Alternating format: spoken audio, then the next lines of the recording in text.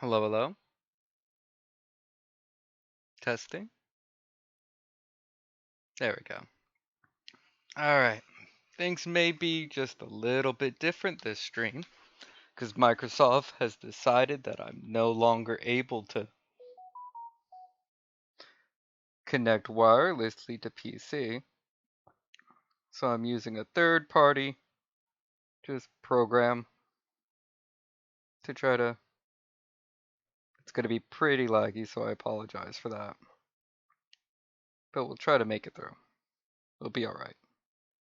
Hopefully.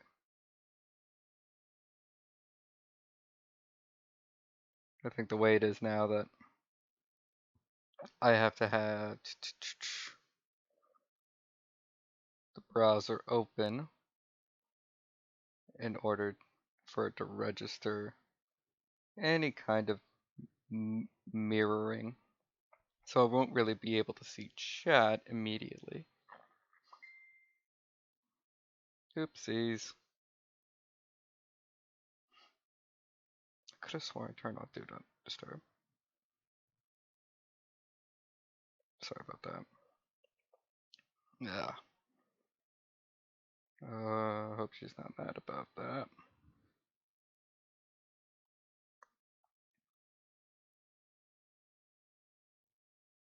But we're just gonna do our best. Finish the outline for a good old Risillia drawing here. And have some fun. Hopefully.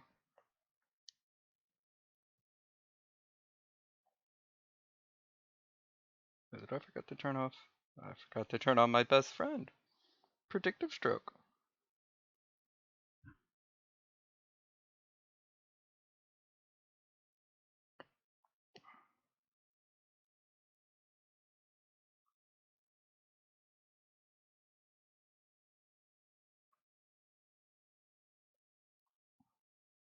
Yeah, I've been doing some other drawings digitally, just, I don't know. It was kind of in a digital slump. Mostly just doing traditional pencil paper kind of stuff. Not really in the mood to do anything digitally. But then I just kind of started streaming, apropos of nothing really. And now I've been kind of getting into the swing of things again. Granted, I haven't finished anything yet, but I've just been kind of, I don't know, playing around with things again. It's fun. I like having fun. It is what it is and all that.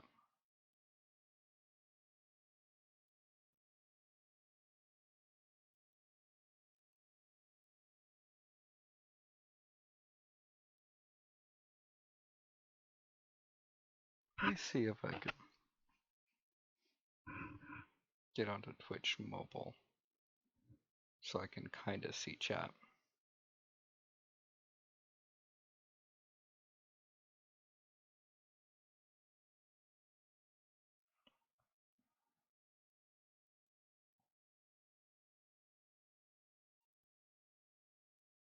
We'll see how it goes.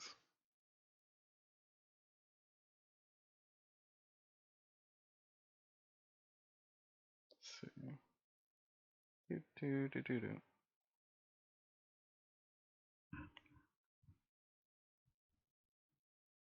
Twitch.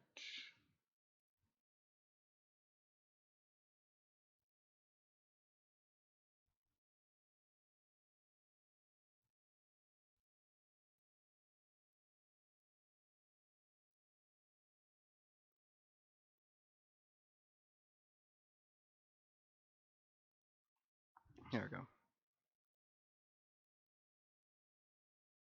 Oof. Yeah, now I can see my own chat.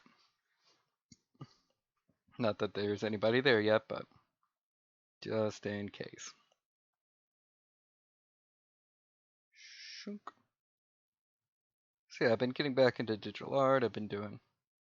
So far, I've just been, like with Risilli here, grabbing old sketches and inking them and coloring them digitally. Again, haven't finished anything because I've decided to start off with some of the most detail-oriented drawings that I've done, which is super time-consuming, but yeah, it's a project in the works. Just like all the hundreds of other thousands of other projects I have in the works. The good thing about being an artist is that I'm plagued with ideas. The bad thing about being an artist is that I'm plagued with ideas. Two sides of the same coin and all that jazz.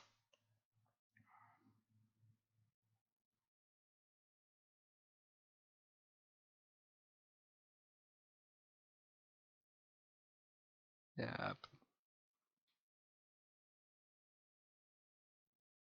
yeah. Alright, let's take this nice and slow. Like I was saying before,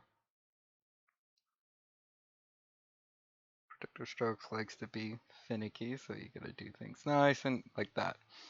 Stop that. I just wanna, there we go. It'll probably be colored in anyway, so I don't have to get it super exact. We'll see. Shoop right there. Shoop again. And again. We're doing good.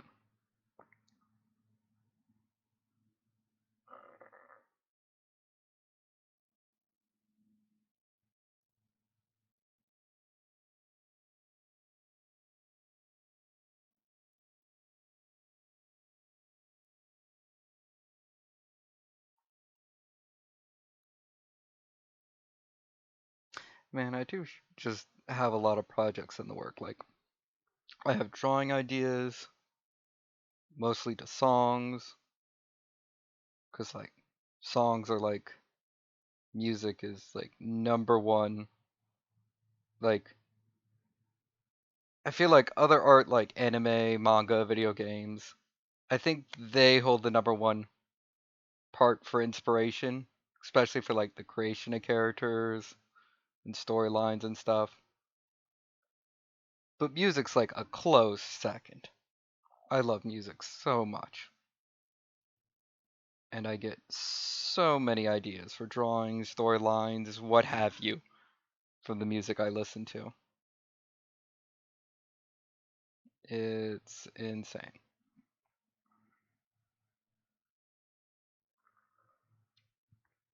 So yeah, I've a lot of 9 times out of 10, if I hear a song, I will find a way to associate it with one of my OCs. And you bet your bottom dollar that I'm probably going to do a drawing of them to the lyrics of that song. It's just fun. Plus, it helps, you know, the stories that I write are kind of an investment to interact with, and I get that. But if I can do like a drawing with some song lyrics and a character, it's almost kind of like a Spark Notes version of like character and characterization and where they are at, and what kind of like state they're in at the story. It's a fun way to just, hey, listen to this song, look at this drawing, connect the dots. I mean, I've even gotten like entire plot lines inspiration from just a song. I'm like, oh, this could work well for this character if I do this, this, and this, and then I decide to do this, this, and this. Easy peasy.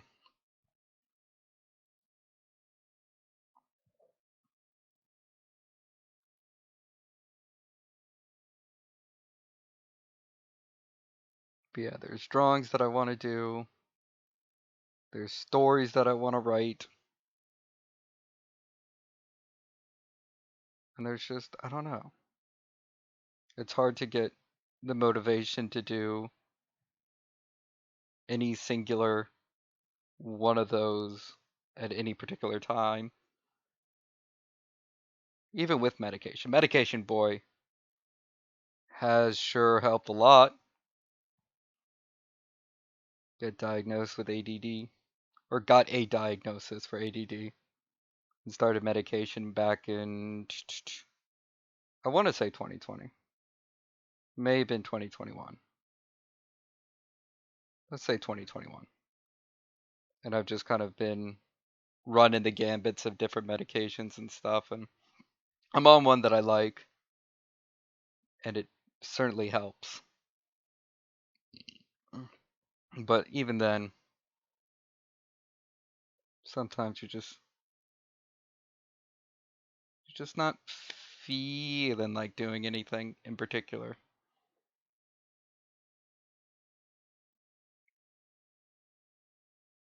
That's why I usually take long car drives.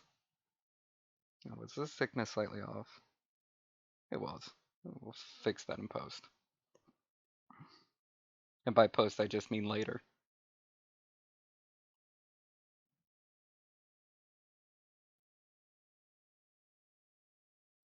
But yeah, a lot of story ideas I've formulated and ironed out on long car drives. Long car drives are like inspirational crack for me. I just can zone out, not completely zone out because sometimes I'll be driving that.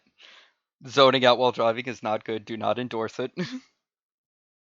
But I can just let my mind wander incredibly easily, and for whatever reason, it just helps with figuring out plot things that way. So I say let's go back to do some coloring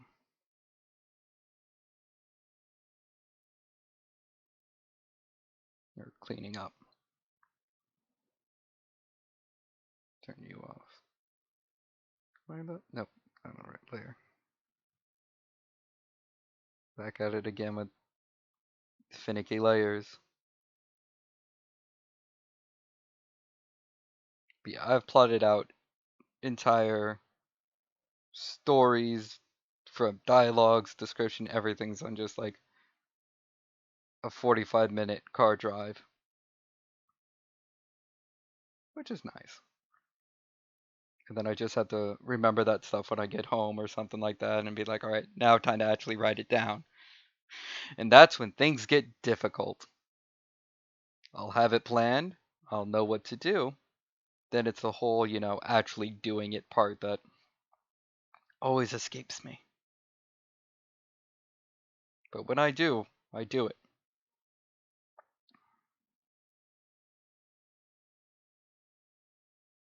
It's too small. There we go. Better.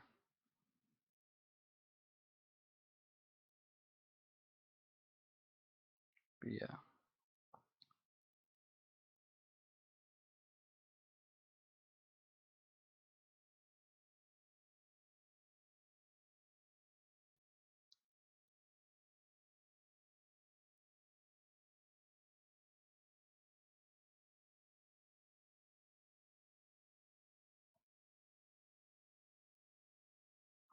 Well, I like writing and drawing both in equally measure. It really does depend on the mood and if I have the idea right, but I feel like my art, I don't know. It's hard to compare my skill levels in those two things. Like I've been writing at an acceptable level for me for a lot less longer than I have been drawing. Like writing has always been supplemental, like material stuff to my drawings in my head. It's always like, here are these cool drawings, here are these cool characters. And if you don't have the time to listen to me gush about them nonstop, here's the natural story with them so you can see what they're like. It's always been like character and design first, their place in the story, and other stuff secondary. Because there are a lot of characters that I draw and design that are pretty much just um, what should I call them? I don't want to call them like background characters, but they kind of are. They're just kind of there to give flavor to an area and stuff like that. And plus, I just feel like a lot of times, like I just want to do a cool design and not really think about the grander implications of them in this world. Because I remember years ago, I tried to piece every single disparate idea that I had together, and it did not work, and it became way too overwhelming. So I just did like the Great Purge of just everything down to the bare essentials that I need for characters and other stuff, and then I started working from there. Started over.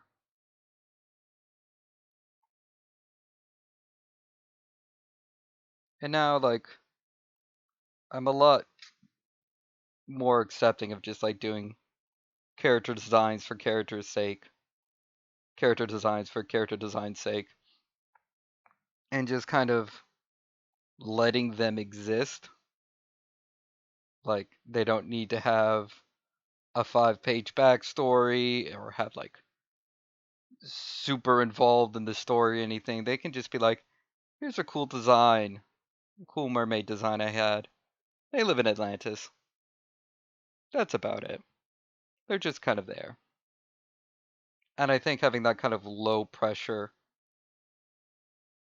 uh drive that not every character that I draw has to be the super important story changing character allowed me to get much less overwhelmed with the amount of characters and story that I do have, and allowed me to not like stifle my creative urges. It's like I'm always going to want to do new and funky little stuff. Not every piece of it has to be like super duper important. Set dressing, that's the word I was looking for. A lot of characters are just kind of set dressing. They're there to look pretty and make it so the world isn't just like 5 characters that are like super plot important. There are other characters who just kind of exist in this world and live their lives. Risillia is not one of those characters. Ooh boy, she has a lot of plot attached to her. And I think to get into that now I can give a summary of it. So there's this big, well, there's a country. It's the Lotus Federation. The leader of the Lotus Federation is the Grand Arbiter, Amaterasu Himura. Now, Amaterasu, she has a daughter. That daughter is Risillia Himura. And she's very protective of Risillia. But due to shenanigans, Risillia ends up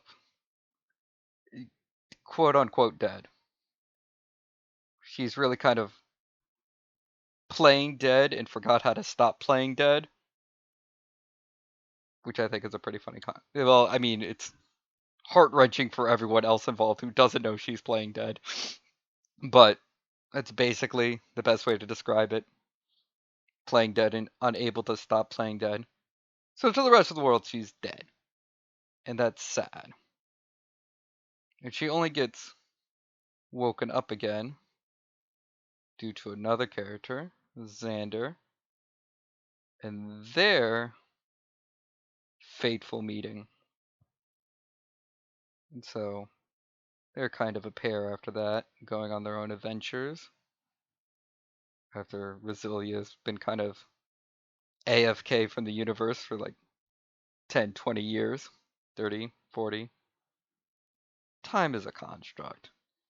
I mean, I did build a timeline for this story, but for my stories, but Don't know everything offhand yet, so after some indeterminate amount of time, she returns. And she kind of has like this ghostly, uh, poltergeisty kind of lich kind of style to her. And that's fun.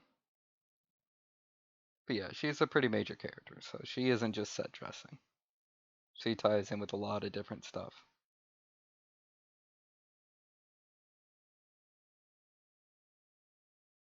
But sometimes you just need a set dressing character to doodle here and there and not have it be like the end all be all character for your world.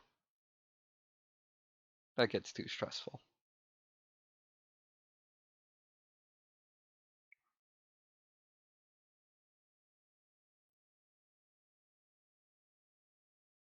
I mean, I suppose I could just have them all in different stories, separated, which is how they originally started out. There was like four major worlds, story worlds,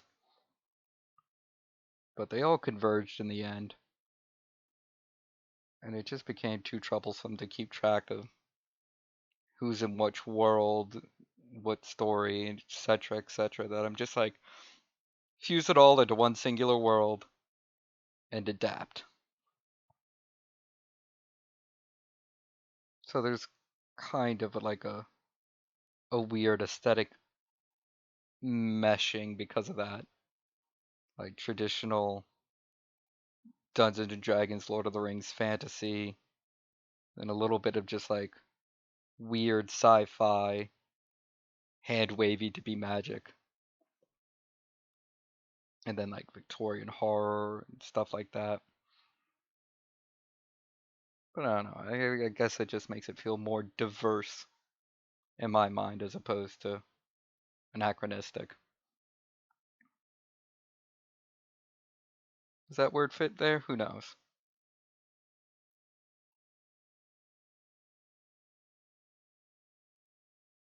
But it sounds right. Sometimes that's all that matters. That's not true, but for now, amongst friends, just use words that feel right to you, regardless of meaning or context. That's my Sasha tip of the day. Words mean whatever you want them to mean.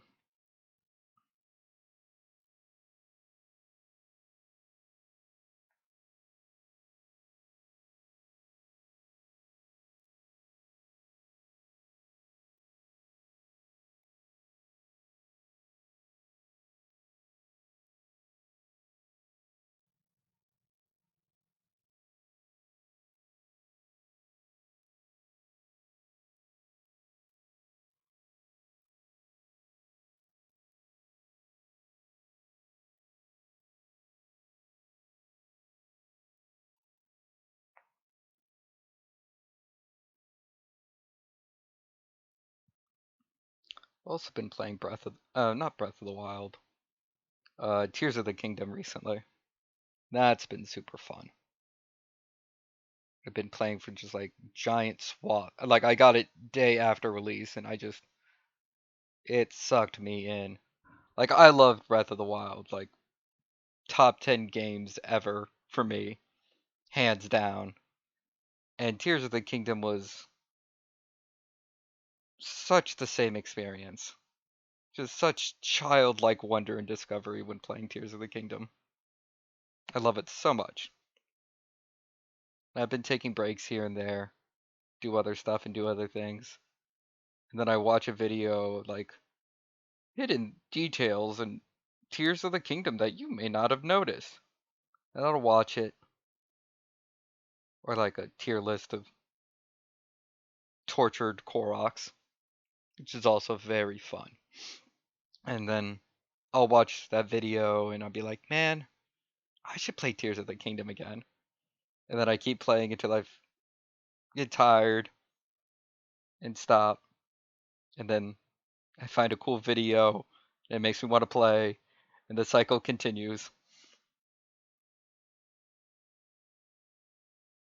Some may say I will never be free from the game until I 100% it. But that's where they're wrong. Because there's a lot of stuff in Tears of the Kingdom. And I do not have time, the patience, and perhaps maybe even the skill to 100% it.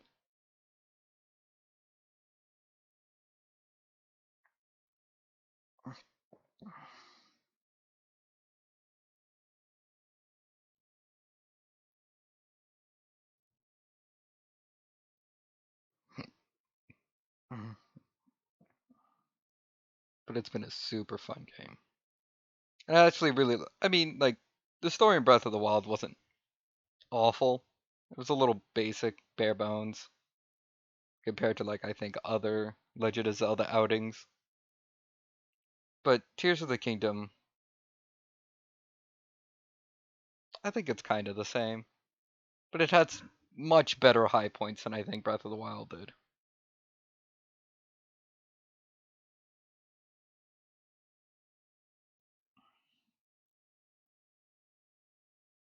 Altogether, it's been a super fun experience.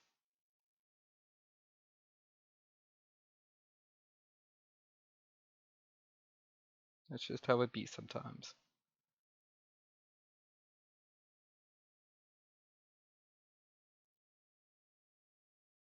Right, I think that's it for hair. Color on your finger that I missed over here. Shunk, shunk, shunk. There we go. Let's do her kimono next.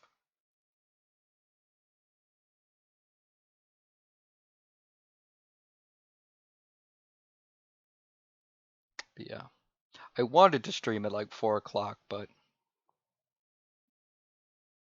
I don't know what it was. I was able to just like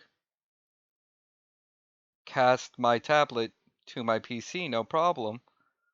But now Microsoft is like saying, "Nah, you're not compatible." And I'm like, "You were like earlier this week. What changed?"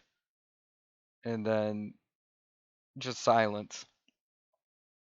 So most of the time before going live was me rapidly trying to figure out how to continue streaming the way that I have been. But I think I know the art uh, screen share for my tablet super laggy and choppy, and it kind of sucks, but I think for the most part this could work.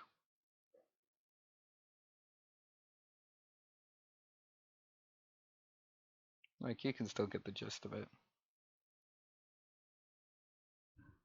Welcome to my PowerPoint presentation of how to do art.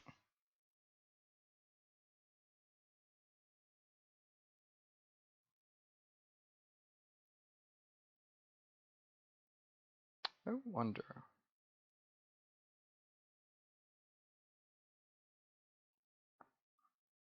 Well, Discord would kick me out after like, what, 5 minutes of inactivity?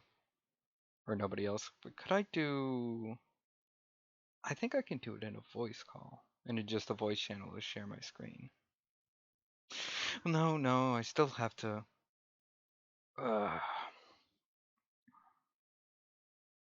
set up a separate Discord username. Invite to use Discord on my tablet. Share screen through that. Capture screen with Streamlabs of the Discord call between me and myself. That could possibly work. I don't know. I'll figure it out. Iron out details of like alternate ways to do this.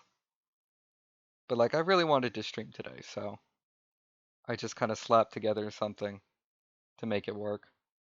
And I think it's doing all right. I guess I'll really be able to know once the stream is over and I just kind of watch everything back.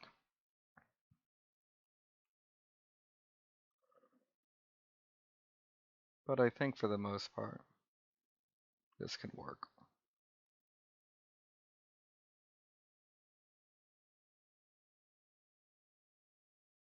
So I might do some like gaming stuff on my PC. That would probably be easier for Streamlabs to do.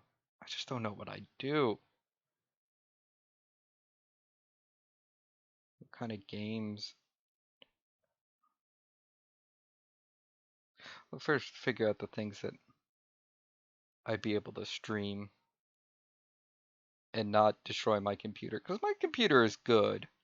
It's just, I feel like a couple of years past its prime now. It could use a rest. Like, it's to the point where I'm considering getting just like a tower PC so I can do actual gaming on it. And now I guess I suppose streaming too. But for now,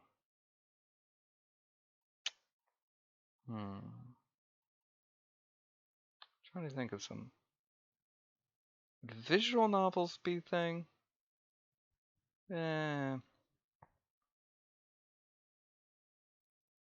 Maybe. I really feel like doing like Fate Stay Night or Hollow Ataraxia. At least not by myself. Like first time I did it by myself, but when I got my friends into Fate, we were all together, and I think that's a much better experience. But again, depends on how you enjoy reading things. Trying to think of a game I could do. I can think about that later. Because I wanted to do FGO, but if I'm having problems streaming my tablet to computer, that's just only going to complicate things, I feel.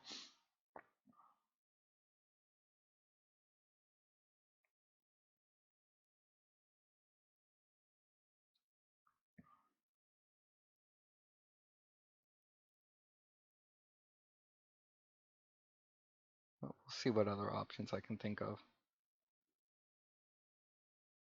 Who knows, I might just still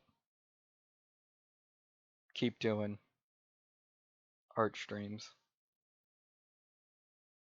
My horribly laggy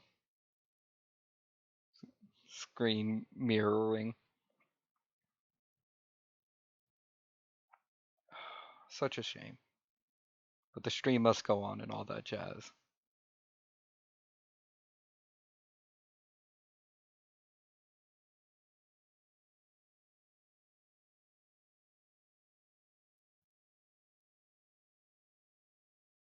You know what, I think I have the energy in me today to perhaps just outright finish this drawing, so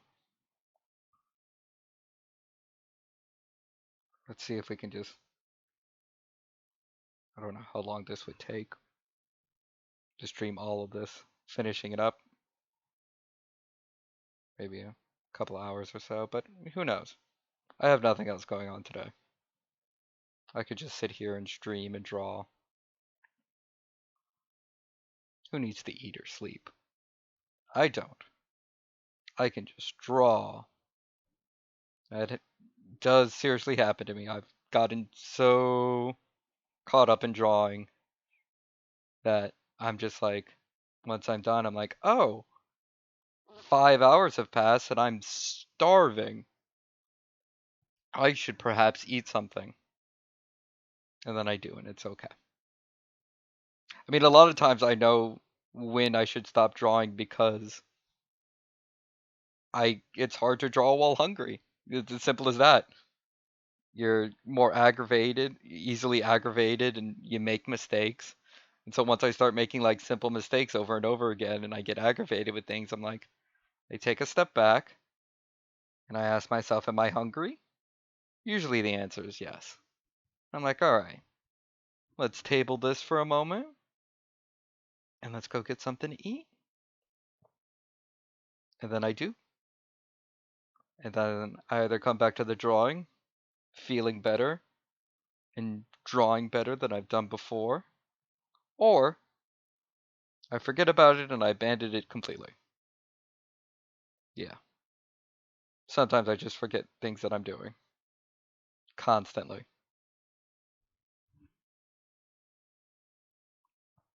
Like, I've, like, gone out of my room to go to the bathroom, got caught up in a conversation, and then, like, started chilling for, like, 20, 30 minutes, and then I, like, get hit with the sudden realization, like, oh, I have to go to the bathroom. And they're like, what? And people are like, what? And I'm like, oh, I came down here initially to go to the bathroom, but then I forgot. It's like, how do you forget? And it's like, I am stronger than you could ever know. I could forget things so easily. You underestimate my ability to forget things.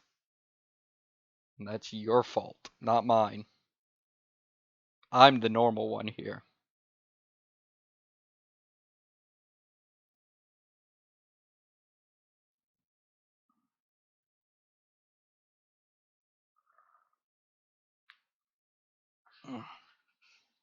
For just myself.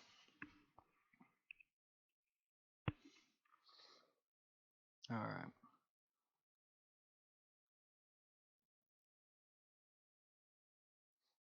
I'm starting to regret having all these little sakura petal patterns. Because it's making this detail coloring a whole lot more, not annoying. I guess annoying is the right word. Just a little bit more intensive, labor intensive. Just having all these small things all over that I need to clean up. But it makes the whole piece look nice, so we suffer for our art.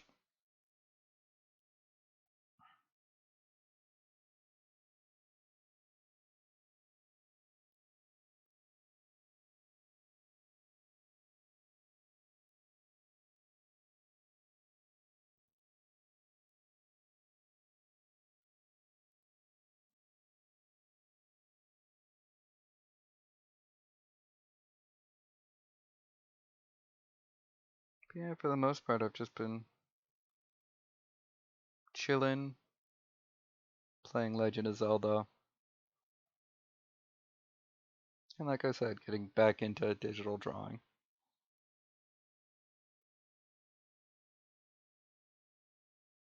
Because I like doing digital drawing.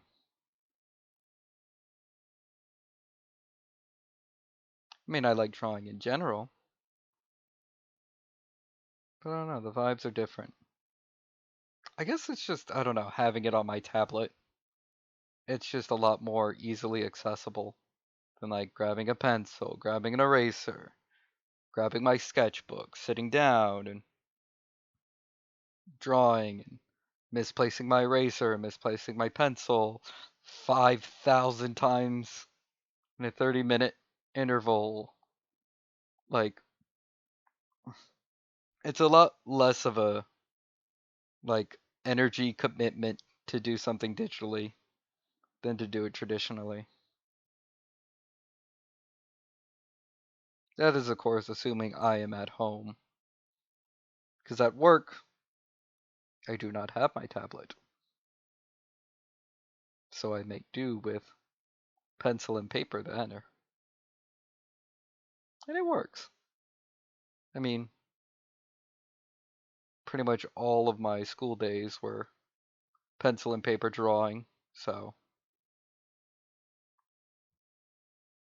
I'm used to just being able to sit down and throw out a quick doodle traditionally. But I think for the most part digitally. It's a lot easier for me to just kind of jump into a drawing. I do think I like sketching on pencil and paper more than I do digitally. Like, undo and all the tools that come with digital drawing are so nice, and I love them. But there's just something about doing a sketch that I need to be just a little bit more tactile and rough. And I really get that from like pencil and paper. Like that's why I think like some of my best work is I do a sketch traditionally and then I ink it and color it digitally. So I get the benefits of sketching things traditionally, then I get the benefits of inking and coloring digitally. It's a good setup, I think. It works for me. But hey, whatever works for you, you know? Best way to start drawing is to just draw. Simple as that. Doodling counts. Stick figures counts. Everything counts. As long as you're getting out there and trying art, trying something, it counts. But most importantly, have fun. Don't do art if you don't like it. It's not for everyone. It could be, but it's not. And that's okay. You're allowed to try something, decide you don't like it, and then just not touch it again. That's perfectly fine. You don't have to be great or amazing at everything you do. And if trying to do things makes things more stressful or feels more like a chore, then you don't have to do it. Assuming you're talking about like hobbies and stuff, but like still. Like I always suggest like you can start drawing and do other stuff, just like it won't be as good as like say my stuff or stuff you see on Twitter or Tumblr or like other professional art, but like everyone has to take a first step, you know?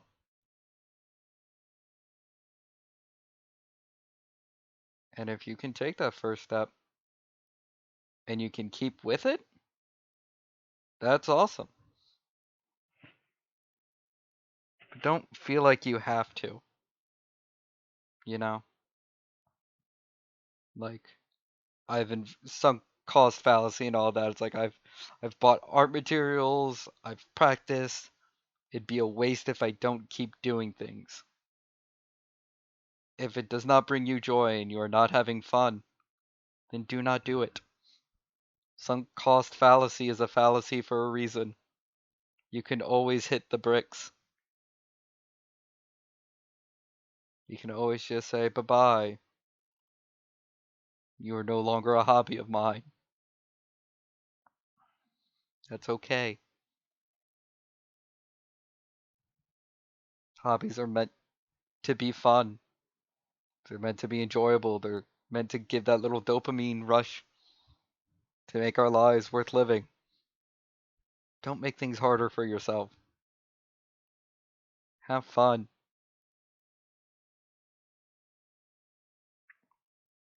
But don't like never try something because you think that you can't do it.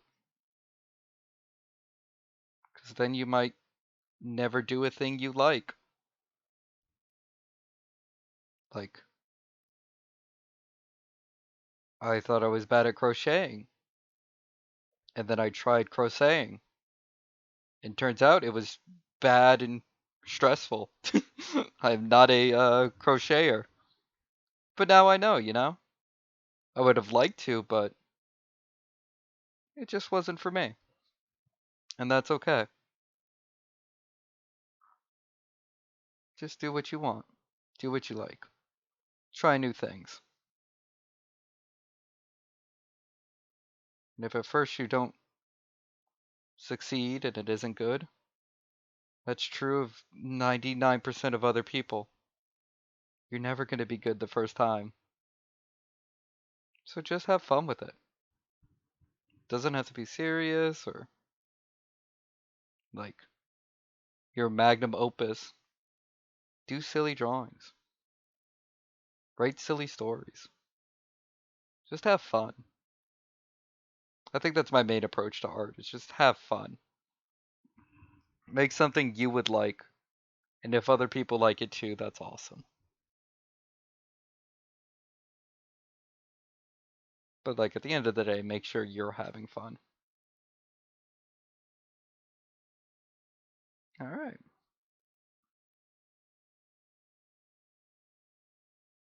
Now we'll move on to, oops, do a little etching here. We'll do this bits. Kind of, I don't know if it's called a collar on a kimono, but like kimono collar.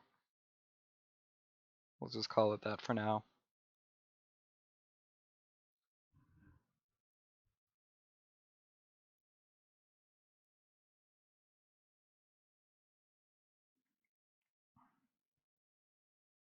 I keep it now. Do I think I'm doing my best work right here, right now? Probably not. I could probably do things slower, take time and more care in doing things. But I'm having fun. And at the end of the day, as long as it comes out with something that I'm proud of, it's all been good. Because I had fun.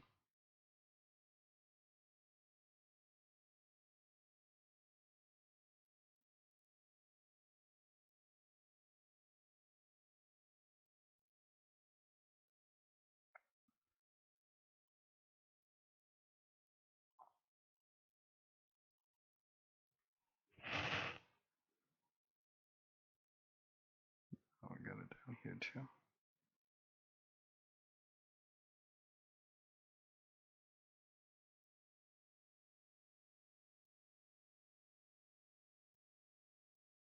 And we're just the coloring.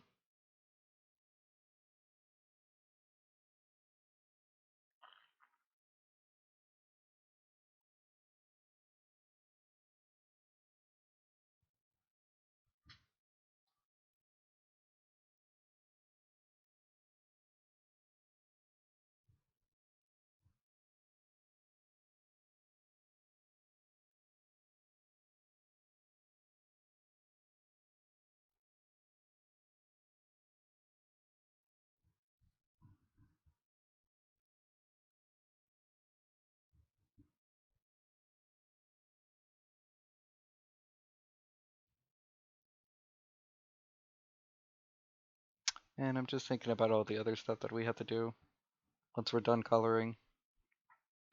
Gotta erase colors that went outside the line, because gotta have the outline show up. I still have to do the sparkles in her hair and the glowy balls and then shading in a background. I don't know if this is going to be one long stream, guys. I don't know if I can do that all at once. But we'll try. If we have to break it up, then so be it.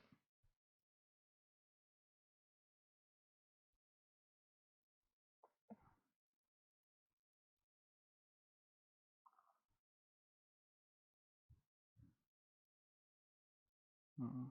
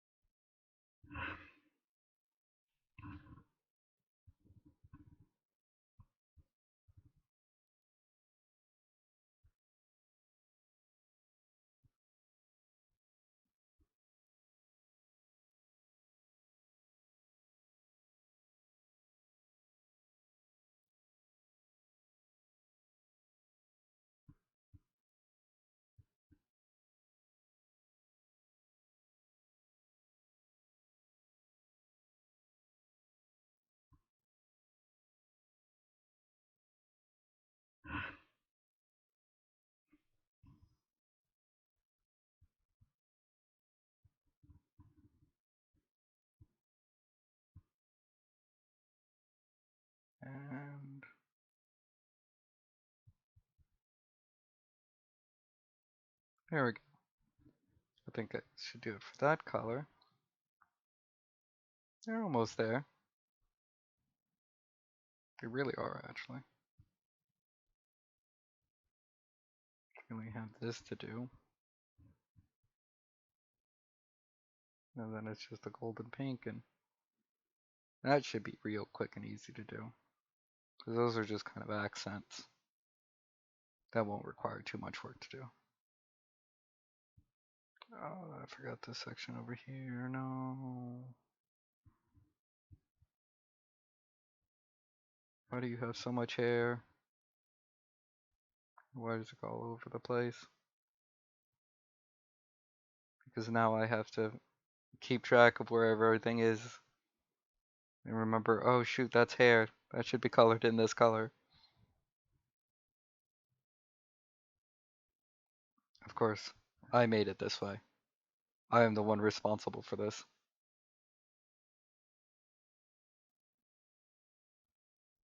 So I have no one but myself to blame. But hey, it looks cool. And any problems that arrive are a problem for future Alex, not current Alex.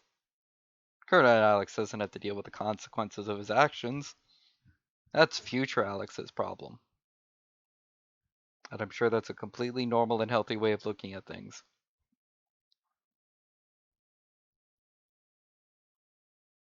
Hasn't failed me yet.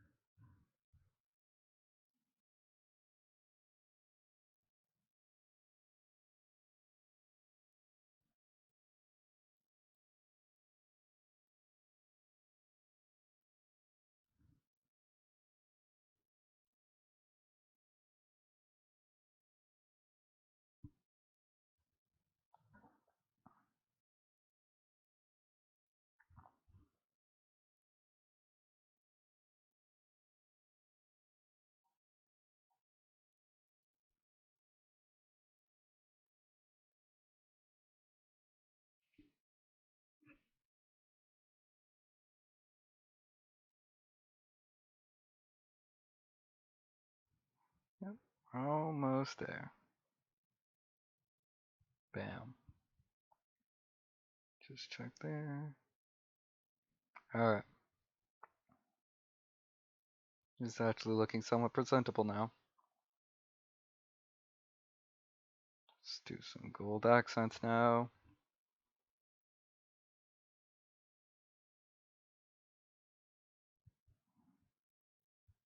Shunk.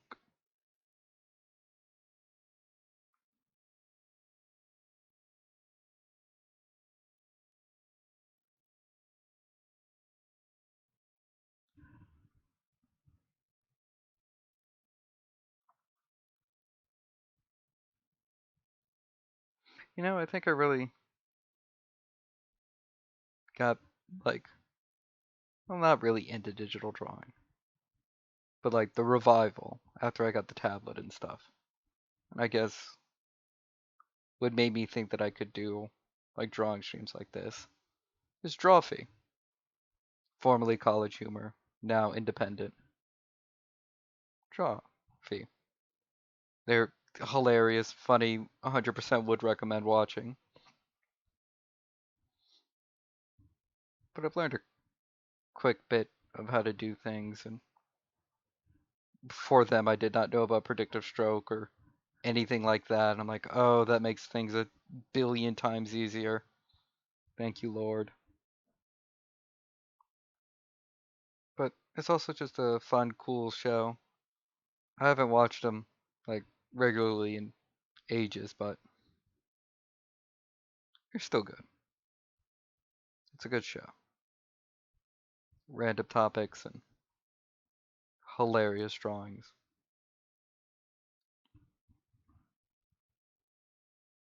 There's so many artist challenges that they do that if I had more art friends, I would love to do with them. But alas,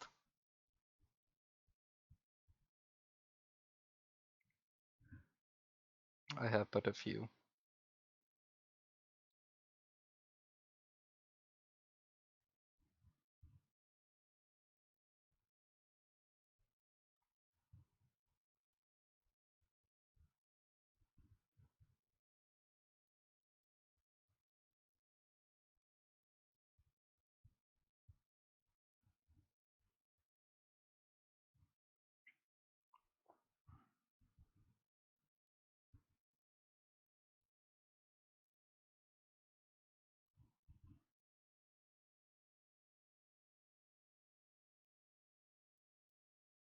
Yeah, let's go over there.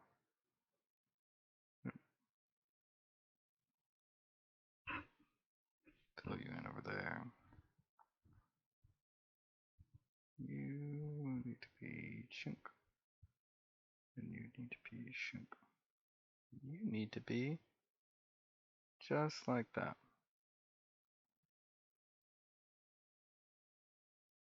Shoot. There we go.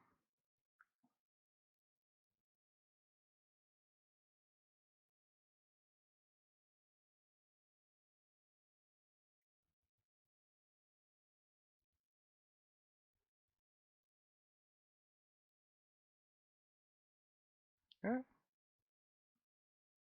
And I think that does it.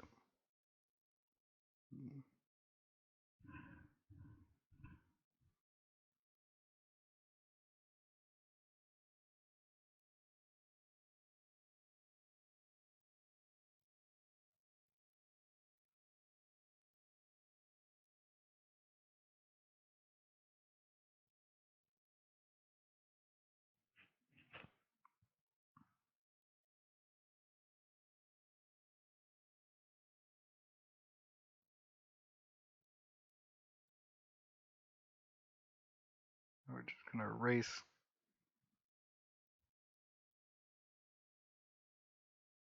colors so we can see that nice thick outline.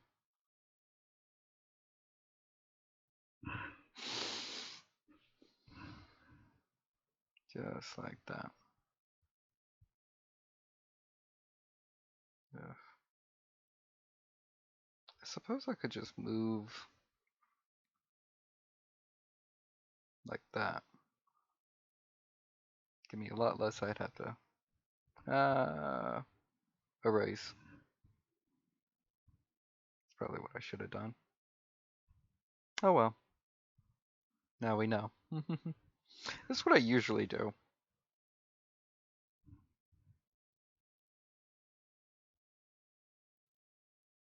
You know, hide your mistakes with a thick outline and all that.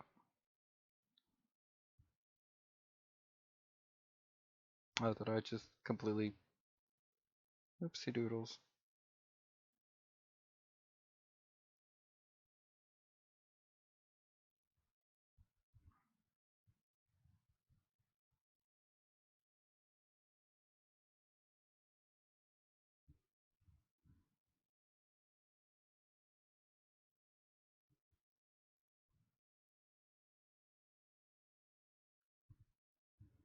Oh, I see what I made a mistake there for.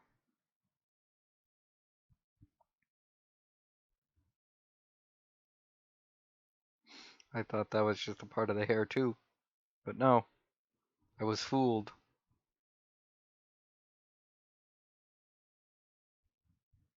I suppose I should give her nails a color. Or not. Kind of like go see, whoa, what is up with you? I just kind of ignore that section, I guess. We'll get to it.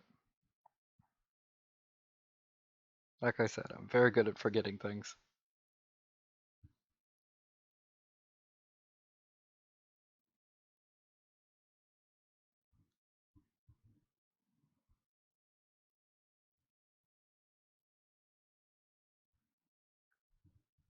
Uh,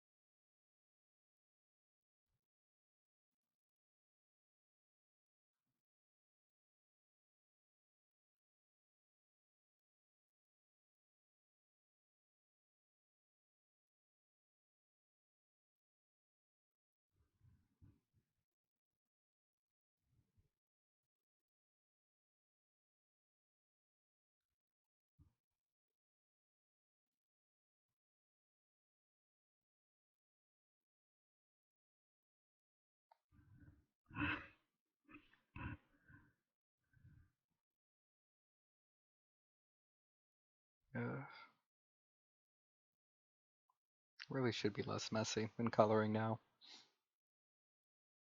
I think last stream I just wanted it done. And now I'm paying for those mistakes. Past Alex.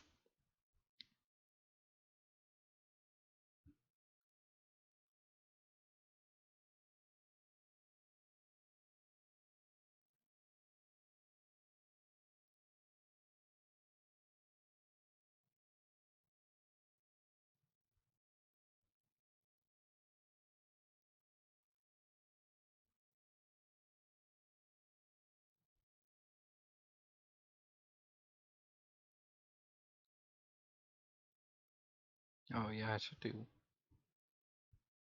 Well, you know what? I think I'll just color them in black.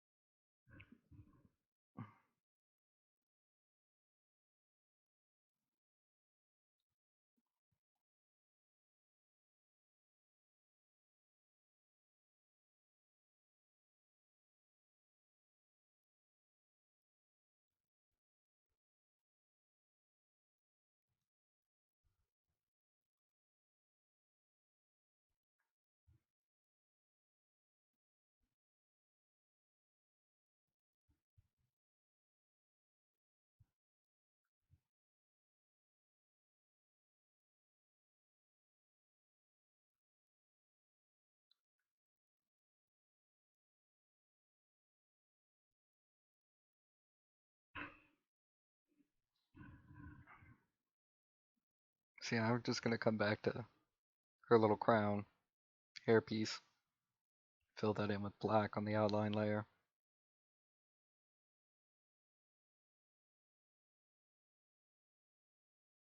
Because I kind of forgot about it.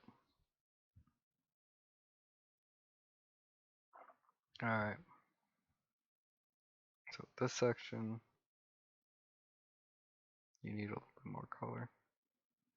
Blah. There. And I need to fix whatever the hell is going on over here. Which looks mainly just to be that I didn't do her tattered sleeve. So colors are all wonky.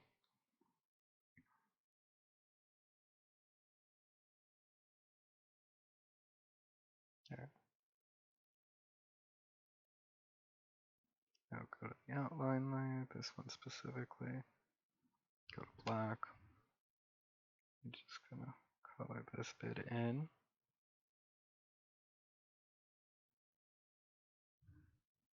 I'm gonna color this stuff in here.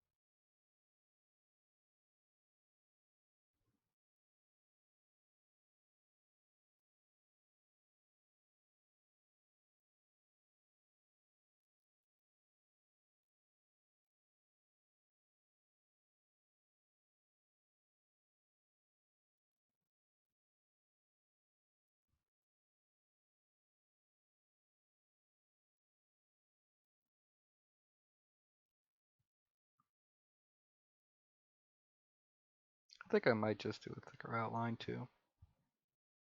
Do like a second coat, a thick outline.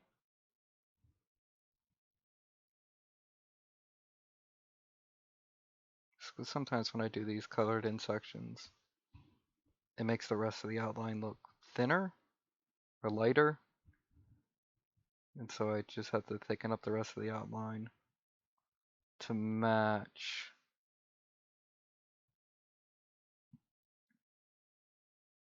Which is fine, because in the end it always looks good to me. And again, that's what matters. So let's get on that. Let's do our favorite little frame.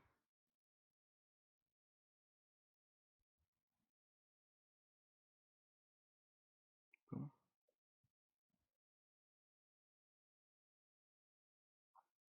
And curve.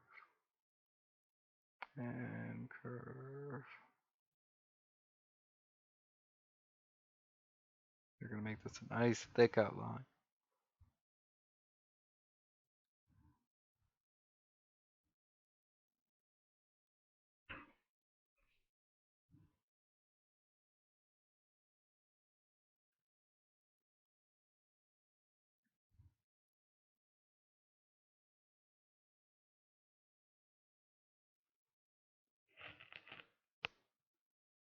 It's better.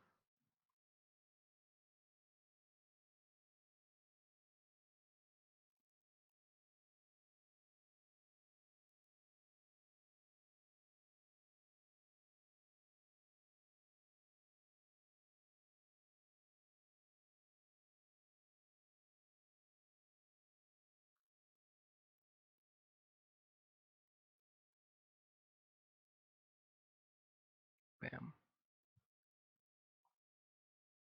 Keep it up.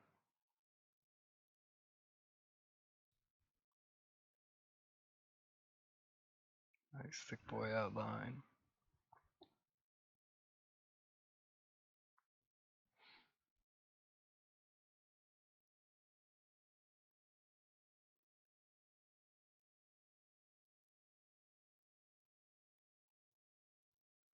That's going to cause things to lag.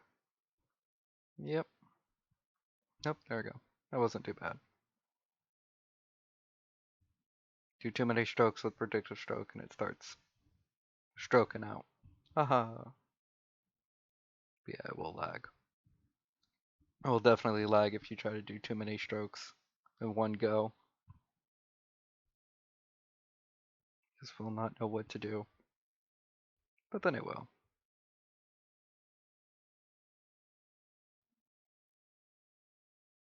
Hopefully. I've had to close out Sketchbook and reopen it sometimes because predictive stroke is having technical difficulties.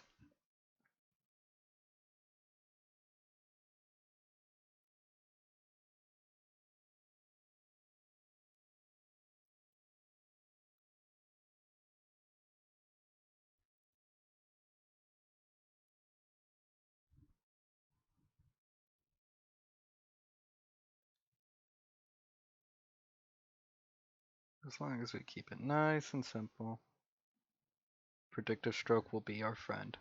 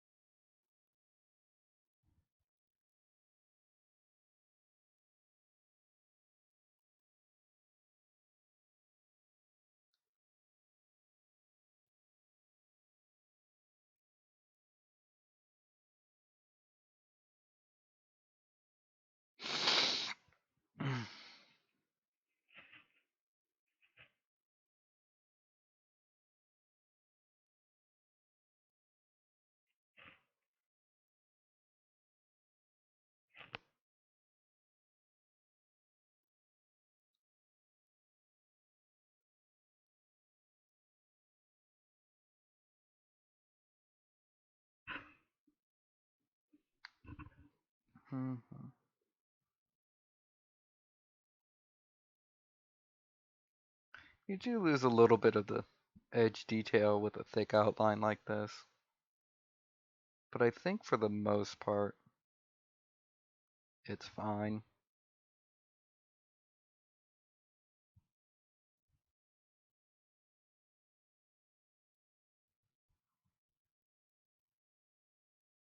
Especially for like these tiny pointy bits. They just kind of get buried after a while. But I think as long as like the color and the shape is still relatively well defined, which I think it is in this, the more kind of rounded, simplistic, thick outline is fine.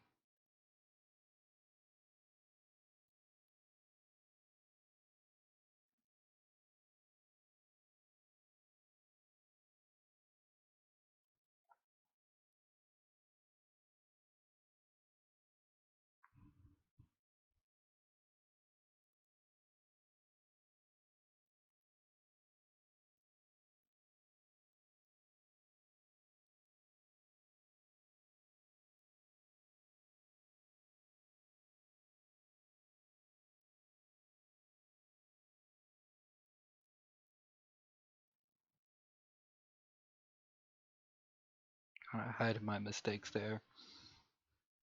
Sort of going back, coloring that in, just make it a little bit thinner with the outline. Bam. Problem gone.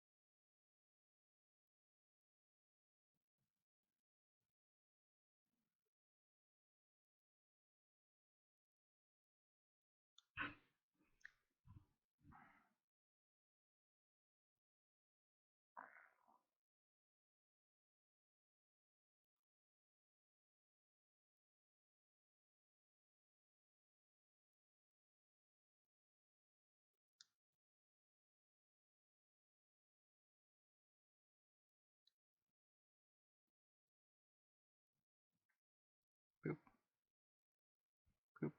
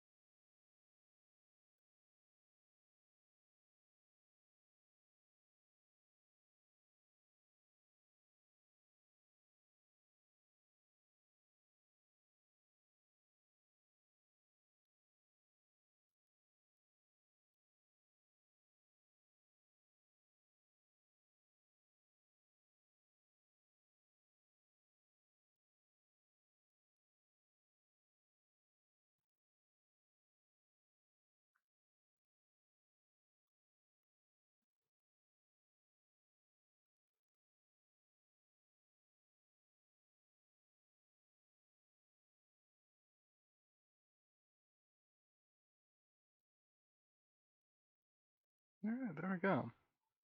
I think that looks nice. And now we can move on to the next step, which I think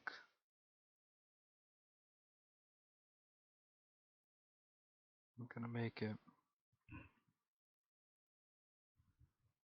sparkles. Where's my sparkle brush?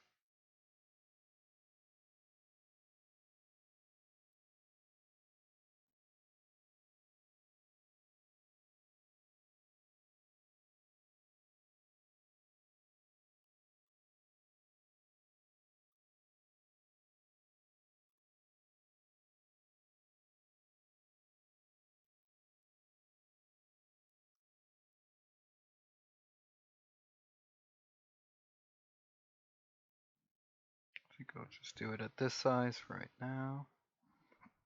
And then I'll come back the smaller size.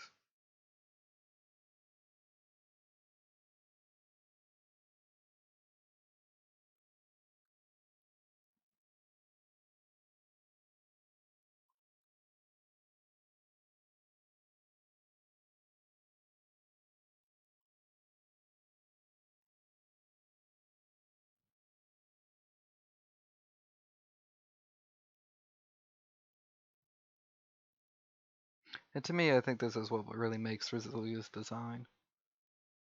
It's kind of like the stars and sparkles in her hair.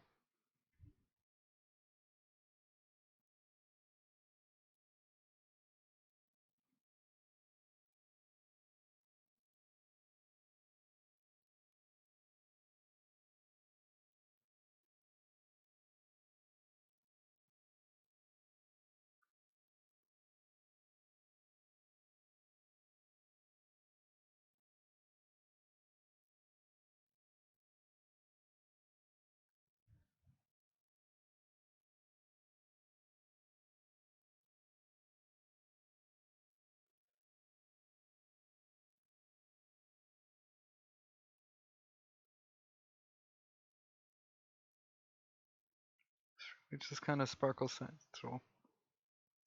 central with her hair.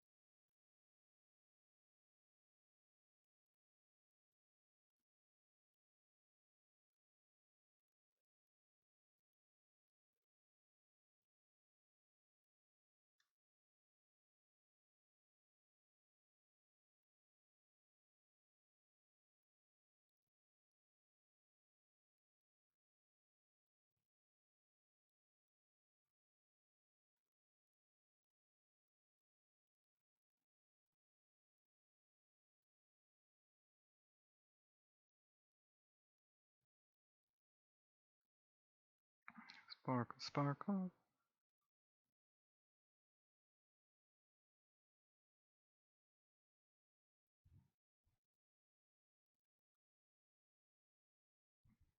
There we go. I think that covers her hair.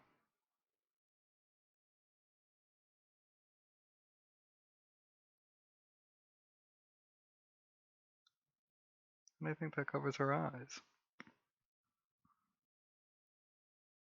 Now, oh yeah, little orbs.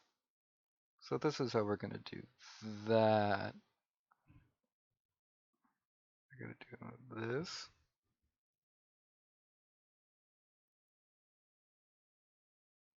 Just gonna make this real tight. Make you not color. And make you purplish.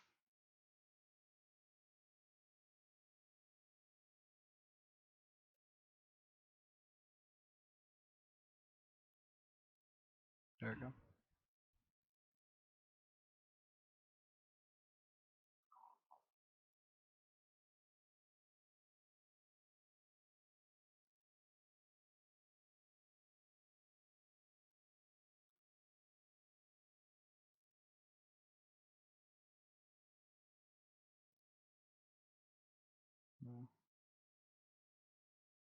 There we go. Ah,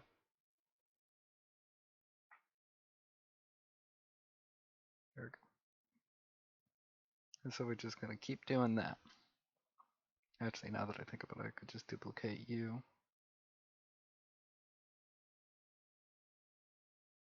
A couple of times.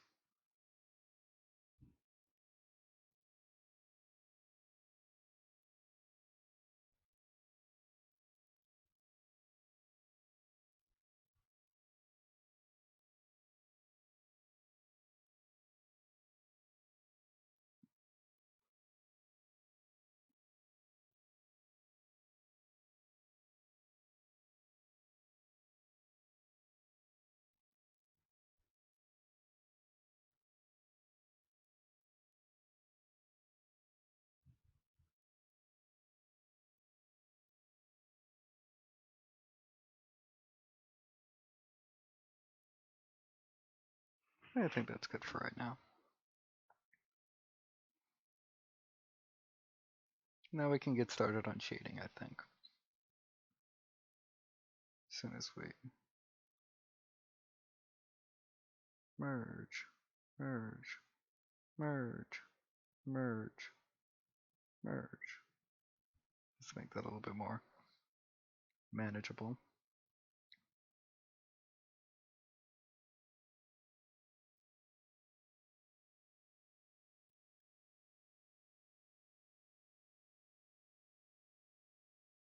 I'm gonna try darker. Oops, still had the brush.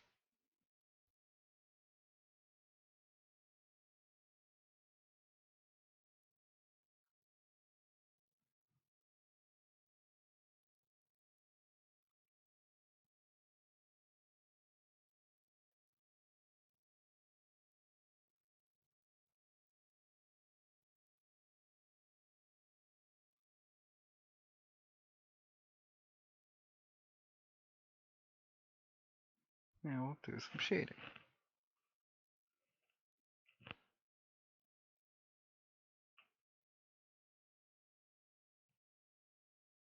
Get our eyelid right there.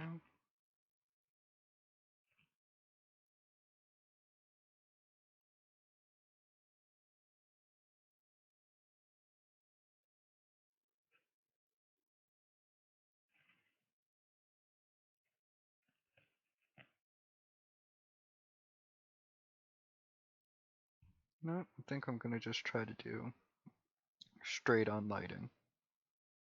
So usually I like to do it from the left side.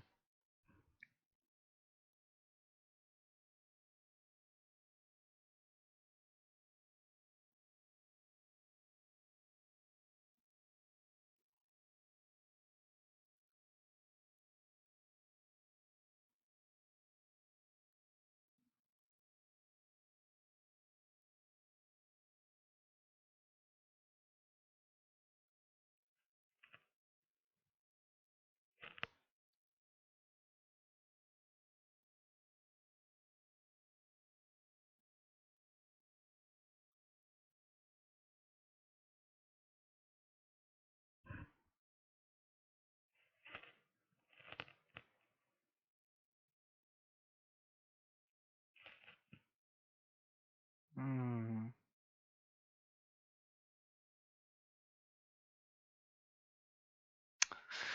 of course. No, are you on this layer? Wild. Okay, all better.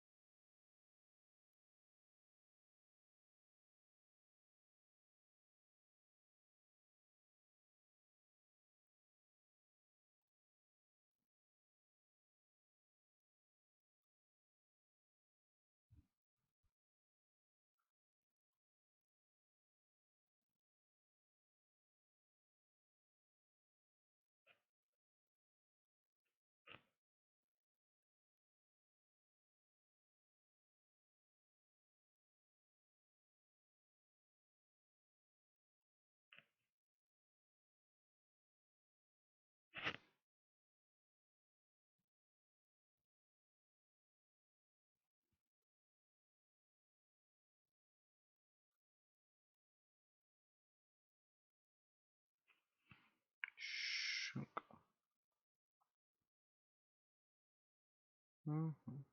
Yeah, that's looking good.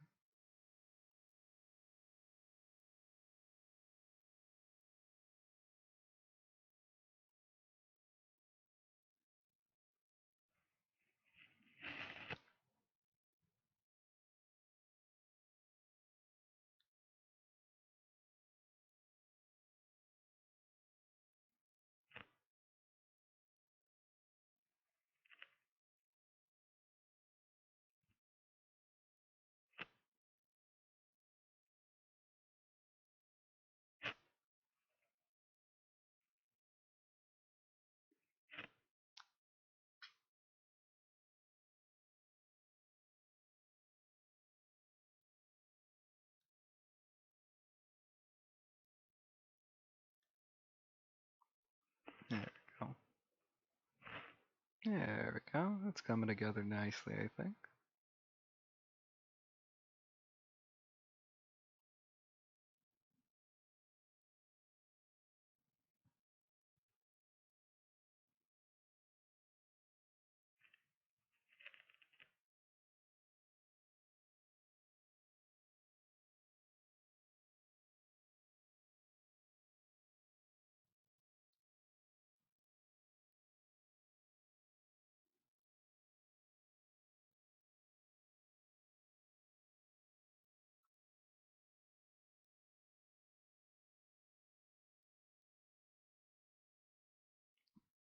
Mm-hmm.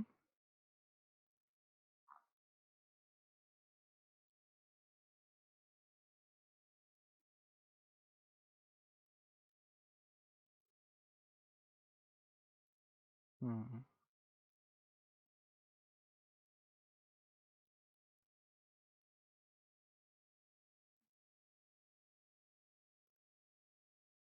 Yeah, whatever.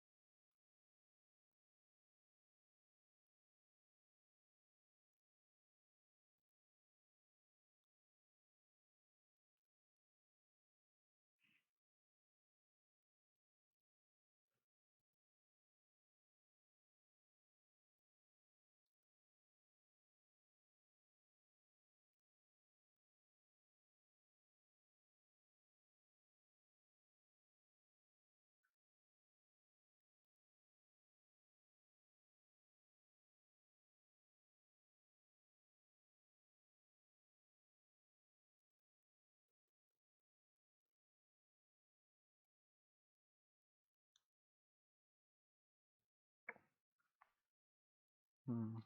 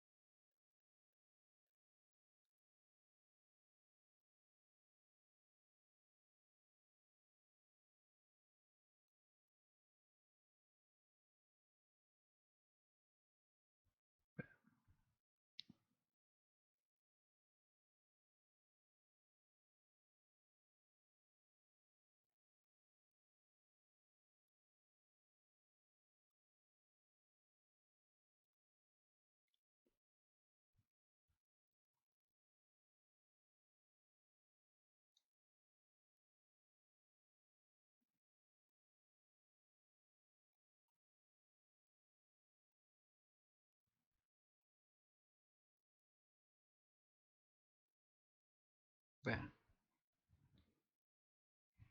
there we go.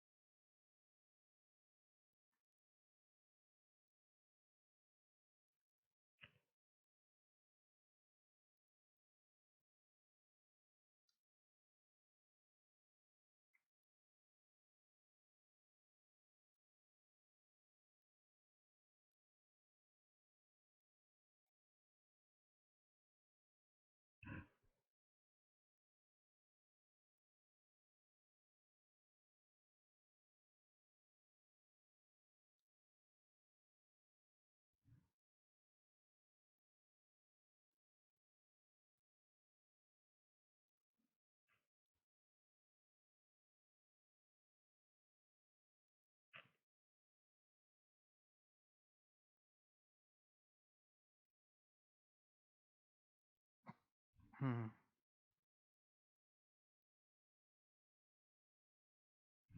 I'm trying to remember all the rules of shading that I learned way back in high school, so I'm not used to doing it. Like I said, just kind of straight on light. I always have it from coming from like the left or the right. I think I just got comfortable doing it that way. Now I don't really know how else to do it.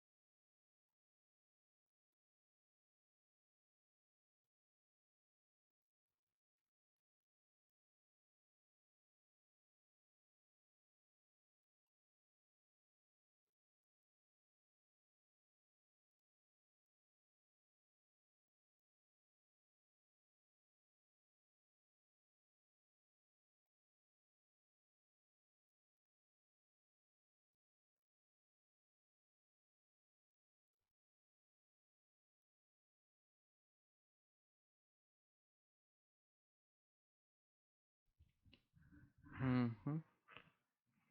And then I think I'm just gonna do.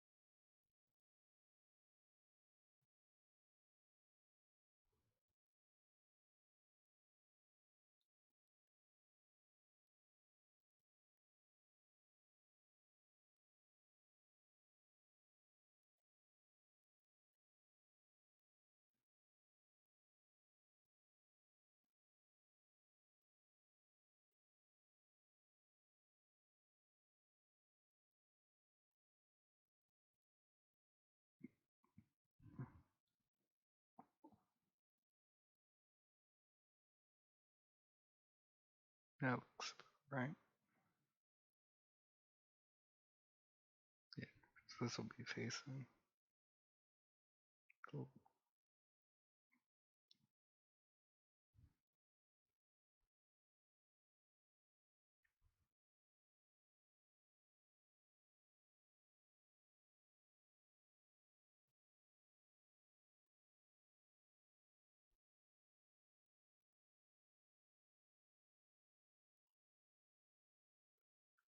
Oops.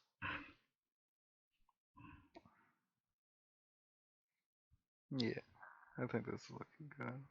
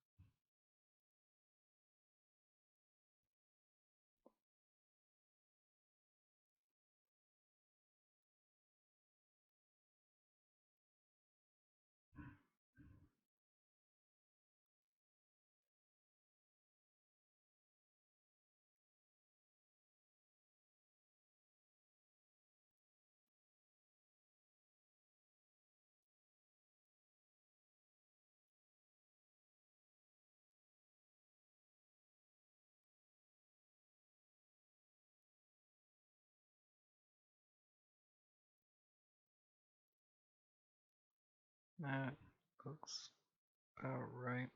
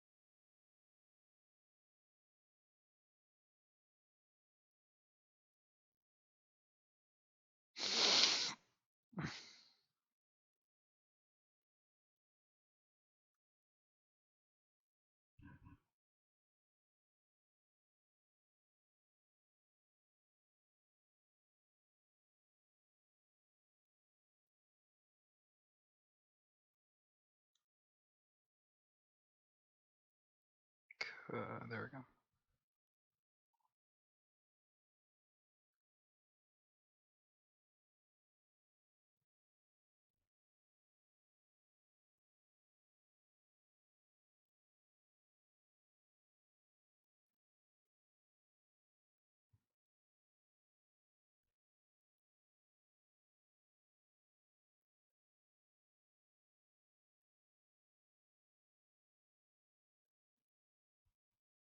Yeah, looks good.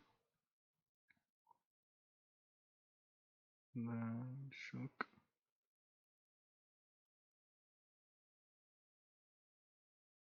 Bam.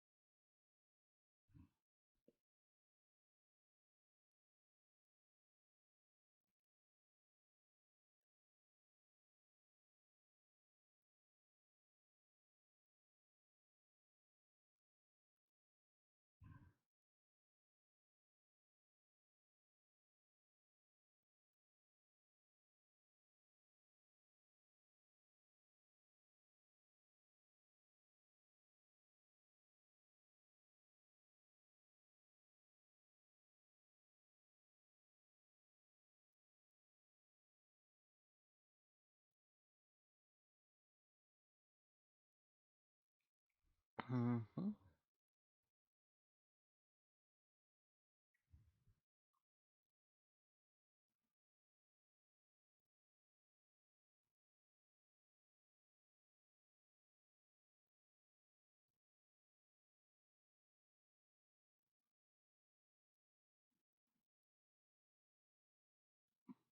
Mm-hmm.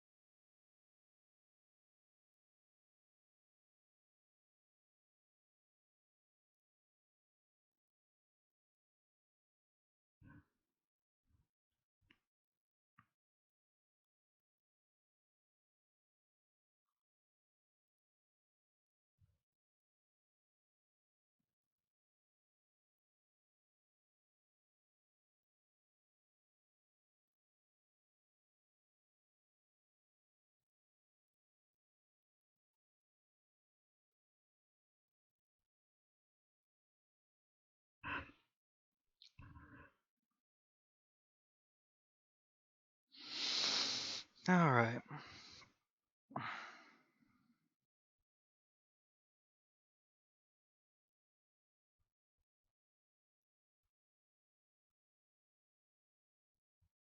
Let's work on something different now.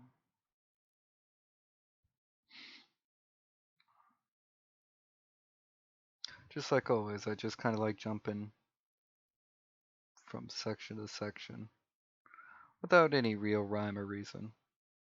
Sometimes I just get tired of working on a singular section, jump to something else for something a little bit new and fresh.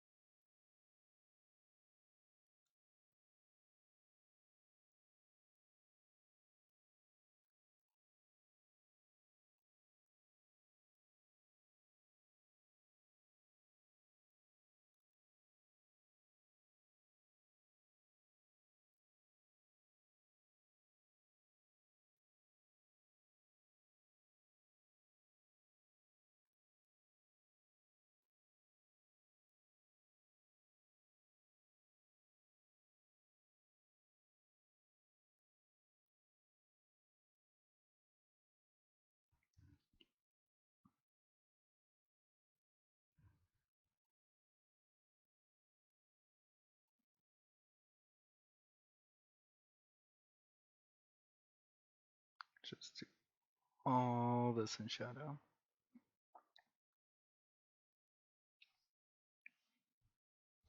As soon as predicted, there we go.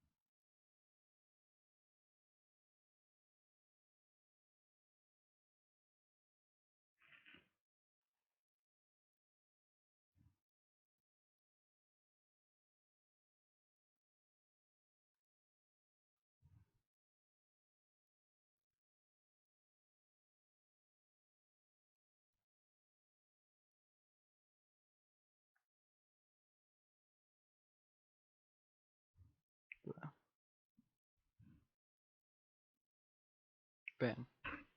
There we go. We're almost there.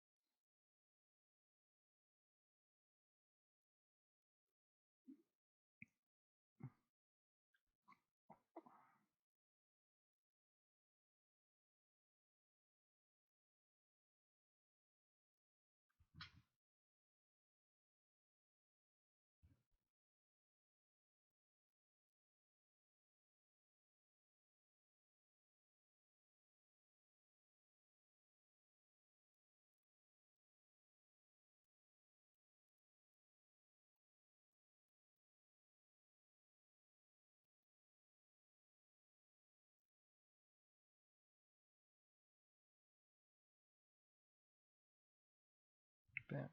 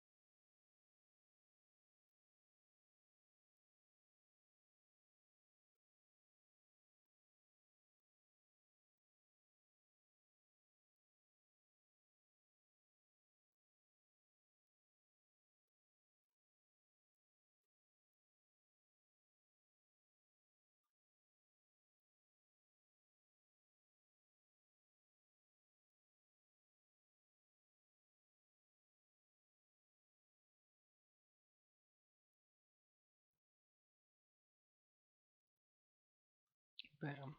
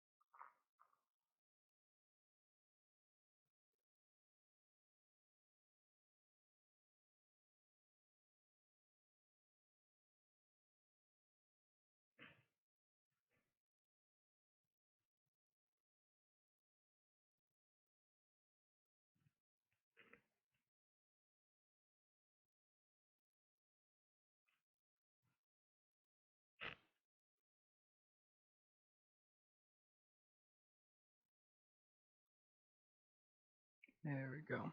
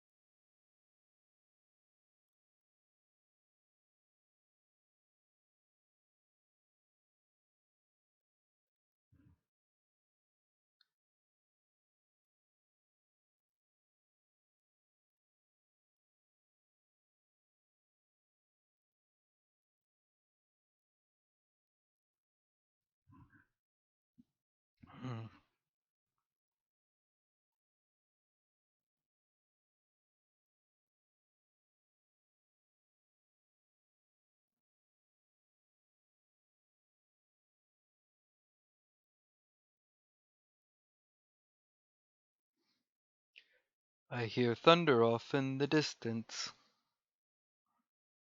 It's been pretty rainy recently. Not that I mind, I always like a thunderstorm.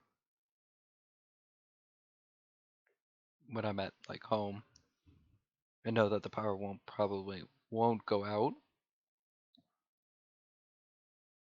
But just like rain, thunder. Always been a big fan of that.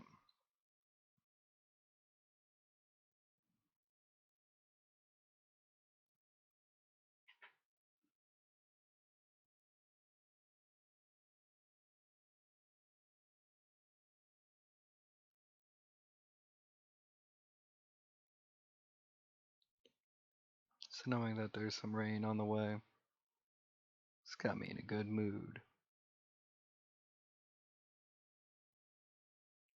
Prime relaxing time.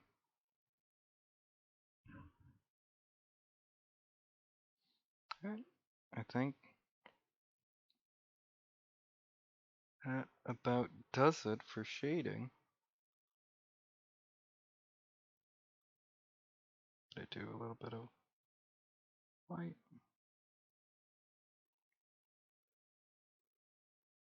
Some shine on the gold here.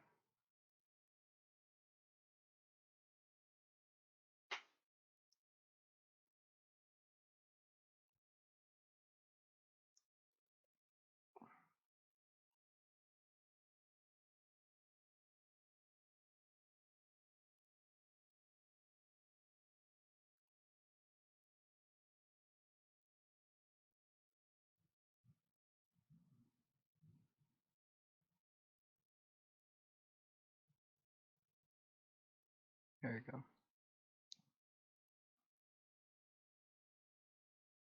Let me,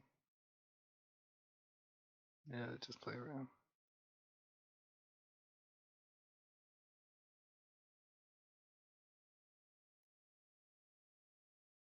Oh, did I do oh, that's what it was. I put the glittering stars on the same layer as the shadows. Awesome, okay. I can work with this.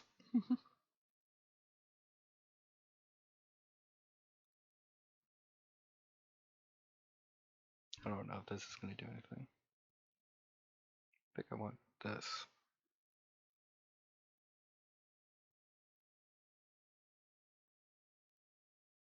Okay, that looks kind of cool, but no. I'll just leave it as it is. I don't really know what I'm doing when I do this stuff anyway. Just kind of fiddle with it until it looks good.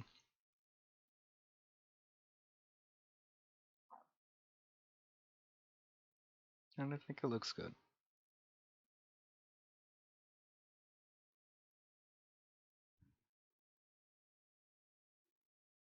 May actually get some bright stars in there because I kind of fucked up.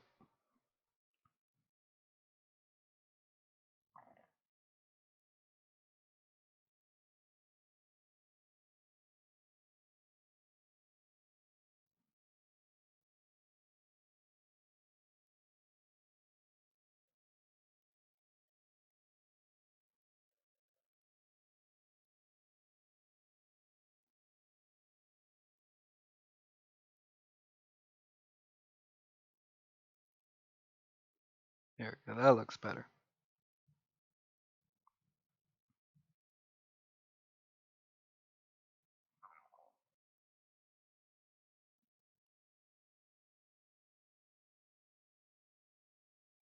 If anything, it actually looks a little bit better like this.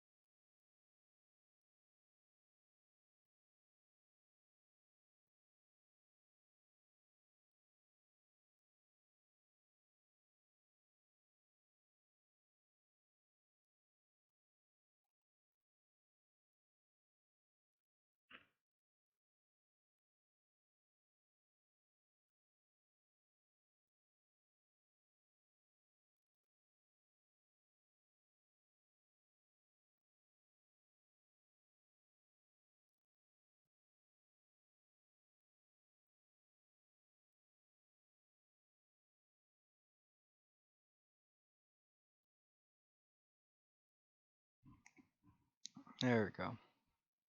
That looks nice.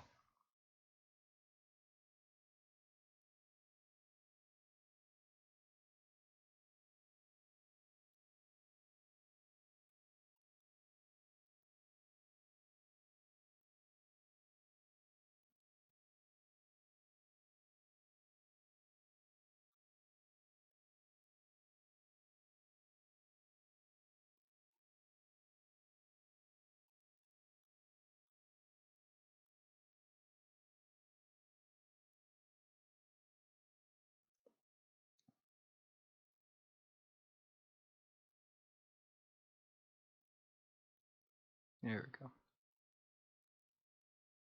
I think that works. I think now we just got to do a background. That's simple enough.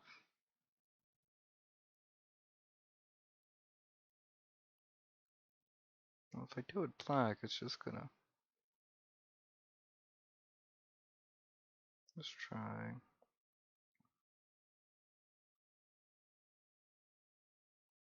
a dark purple. That way.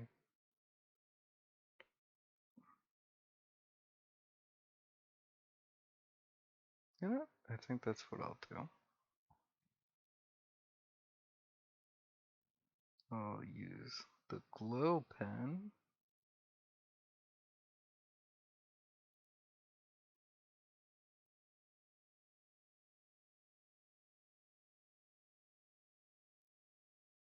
Yeah, give her a little glow action. Just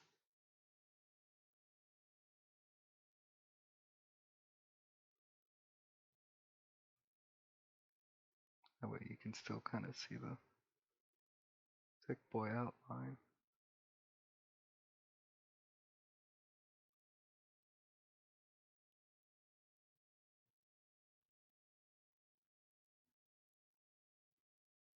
Kind of gives her a nice ethereal feel, I think. If I do it bigger, though.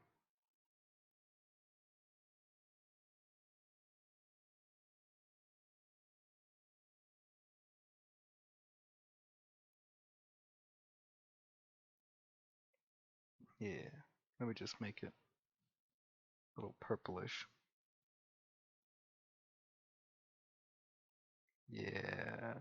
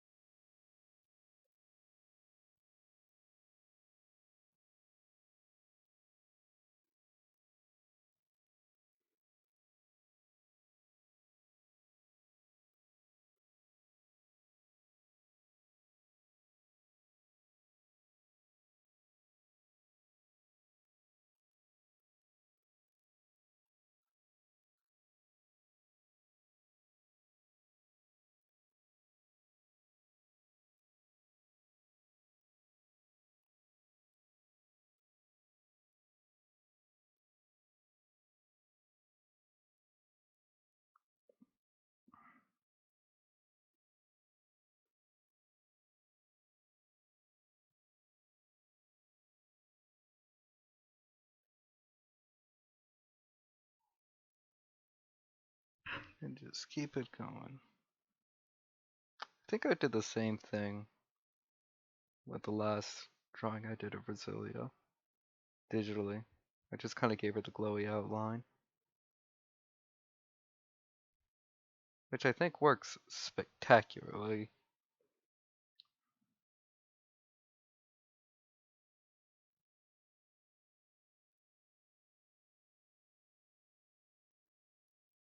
And just kind of like little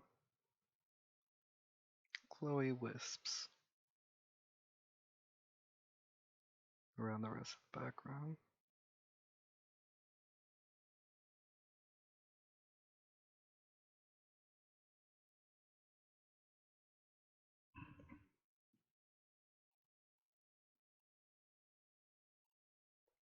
And I think that's it.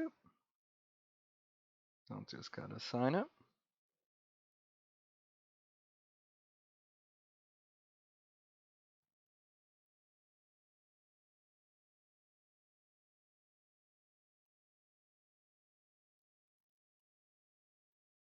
And we did it. Finished it in one stream. Easy peasy. All right. I think with that, let's see if we can get a nice look at it. Yeah, there we go. So I'll probably be posting this to Twitter later on. And with that, I'll be heading out. And have a good night. Oh. Hey, Rodrigo. Or Lorthos. Oops. I did not see you in chat.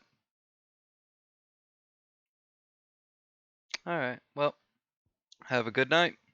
See y'all later.